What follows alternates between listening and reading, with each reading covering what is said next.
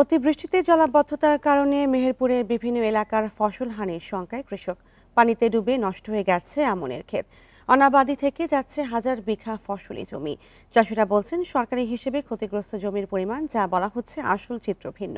এদিকে প্রকল্পের মাধ্যমে জলাবদ্ধতা নিরসনে আশ্বাস জেলা প্রশাসনের। বান্ডেল থাকলে প্রতি সেনমানিতে টাকা বাঁচবে। বিকাশ সেনমানি বান্ডেল কিনে জিতুন প্রতি লেনদেনে। পানিতে ডুবে আছে মেহেরপুর সদর ও গাংনীর বিস্তীর্ণ ফসলের মাঠ। জলাবদ্ধতায় ক্ষতির মুখে পড়েছে হাজার বিঘা জমির আমন ধান সহ অন্যান্য ফসল।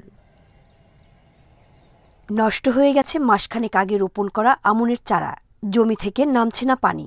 দ্রুত পানি নিষ্কাশন করা না গেলে আগামী কয়েক মাস এসব এলাকায় চাষাবাদ নিয়ে শঙ্কায় চাষিরা। 10 বছরের ভিতরে এত পানি হয়নি।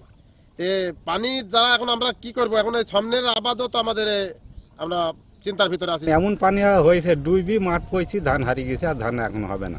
জলাবদ্ধতার কবলে পড়া বিভিন্ন এলাকা তালিকা করে পানি নিষ্কাশনের ব্যবস্থা করা হবে বলে জানিয়েছে জেলা প্রশাসন।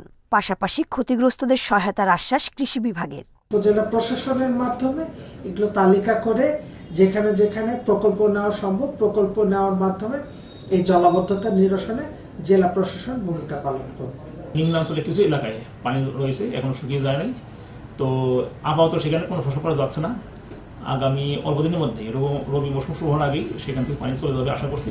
আর যদি সরকার কৃষি প্রণোদন দেন, আমরা তাদেরকে উপকরণ দিয়ে তাদের সাহায্য করার চেষ্টা করব। কৃষি বিভাগের হিসেবে জেলায় 80 হেক্টর জমির রোপা আমন ক্ষেত ক্ষতিগ্রস্ত। তবে ক্ষতিগ্রস্ত জমির পরিমাণ এর চেয়ে অনেক বেশি দাবি কৃষকদের। Independent news. আর এই নিয়ে আরো জানাতে মেহেরপুর থেকে যুক্ত হচ্ছেন সহকর্মী রাজিবুল হক। রাজিবুল হক, জলাবদ্ধতার কারণে ফসল হানির শঙ্কা আসলে কি পরিমাণ ক্ষয়ক্ষতি হতে পারে, কৃষকরা কি বলছেন, বিস্তারিত জানাবেন। না, বেশ কয়েক বছর কিন্তু মেহেরপুরে অতিবৃষ্টির দেখা মেলেনি। তবে এবার বর্ষা মৌসুমের শুরু থেকেই কিন্তু মেহেরপুরে বৃষ্টি হয়েছে এবং এই বৃষ্টি এতটাই বেশি ছিল যে এই বৃষ্টির পানি জমে বিভিন্ন স্থানে জলাবদ্ধতা দেখা দেয়।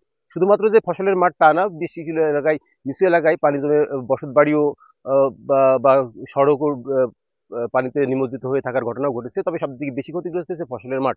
বিশেষ করে আমি যেখানে দাঁড়িয়েছি সেটা মেহেরপুর জেলার গাংনী উপজেলার বামুন্দি ইউনিয়নের তেরাইল, কুঠিপাড়া, বাদিয়াপাড়া এবং মোহাম্মদপুর 16 টাকা, এই 4 থেকে 5টি গ্রাম সংলগ্ন যে মাঠটি আছে, এই মাঠটি প্রায় পানিতে জলমগ্ন হয়ে আছে। প্রায় 1000 বিঘার উপরে জমি জলাবদ্ধতার শিকার হয়েছে। তবে এই জলাবদ্ধতা আসলে কখনোই ছিল না। যে এখানকার যে পানিটা জমে সেটি মূলত একটা নালা মতো ছিল, সেখান দিয়ে পানিটা বের হয়ে যেত। তবে কয়েক বছর আগে এই নালার যেখানে পানি প্রবাহ হয় সেই মুখে বেশ কিছু পুকুর খনন করার কারণে সেই নালাটির মুখ বন্ধ হয়ে গেছে। সেই কারণে এবার যে অতিবৃষ্টি হয়েছে, এই বৃষ্টির পানি আসলে ওই নালা দিয়ে আর বের হচ্ছে না। তবে বিষয়টি নিয়ে জেলা প্রশাসনের পক্ষ থেকে কথা বলা হয়েছে। তারা বলছে যে যেসব এলাকায় এরকম ক্ষতিগ্রস্ত এলাকা আছে বা তাদের তালিকা করে মূলত এই জলাবদ্ধতা নিরসন করা হবে এবং আবাদি জমি যেগুলো অনাবাদি হয়ে পড়েছে সেগুলোকে উদ্ধার করার চেষ্টা করবে। কৃষি বিভাগ বলছে যে পরিমাণ ক্ষতি হওয়ার কথা, আসলে কৃষি বিভাগ মাত্র 80 হেক্টর জমি ক্ষতির কথা বলছে। তবে মাঠের চিত্র আসলে অনেকটাই বেশি। সেক্ষেত্রে আমি যে পিছনে দাঁড়িয়ে আছি, এই পিছনে পুরো যে আমি আমন ক্ষেত্রে দাঁড়িয়ে আছি, এই পিছনে যে পানি দেখছেন, এই পানি পুরো মাঠ কিন্তু আমন ধানে ভরা ছিল। শুধুমাত্র জলাবদ্ধতার কারণে পানি প্রায় জমে গেছে, কোথাও হাঁটু পানি, কোথাও কোমর পানি। অর্থাৎ এই পানি না বাড়ানোর কারণে যে আমন ক্ষেতগুলো নিচের দিকে ছিল সেগুলো ডুবে নষ্ট হয়ে গেছে অনেক আগেই। তবে আগামী যে রবি মৌসুম পর্যন্ত যদি এই পানি স্বাভাবিকভাবে যদি শুকিয়ে না যায় বা কমে না যায়, তাহলে হয়তো এই মাঠে 1000 বিঘা জমিতে আসলে কোনো ধরনের ফসল ফলাতে পারবে না কৃষকরা।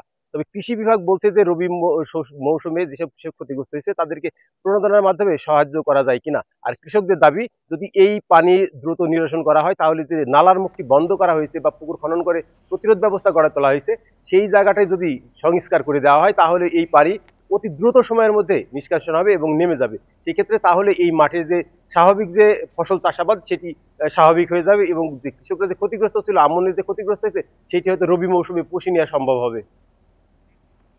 মেহেরপুরে জলাবদ্ধতায় ফসলের ক্ষতি হচ্ছে এবং সে বিষয়ে জানাচ্ছিলেন সহকর্মী রাজিবুল হক।